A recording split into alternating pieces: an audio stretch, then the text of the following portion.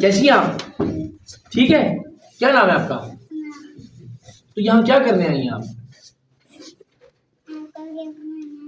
मुझको गिफ्ट देने आए हो? और मुझको आप कहाँ देखते हो? चैनल पे देखती हो? मैं आपको पसंद हूँ या मैं आपको पसंद नहीं हूँ? क्या अच्छा लगता हूँ? ओके। और आप किस क्लास में हो? नर्सरी में हो। तो आपने फिर मुझे क्या गिफ्ट दिया?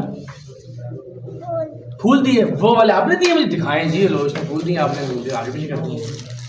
ये वाले गिफ्ट आपने मुझको दिया है, थैंक यू, आपका बहुत शुक्रिया। आप मुझे बताओ, आपने क्या बनना है बड़े होके? फौजी बनना है?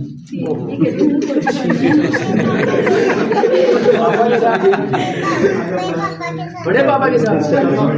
अच्छा, 112 में है वो? ओके, तो क्या करोगी? खिदमत करोगी लोग?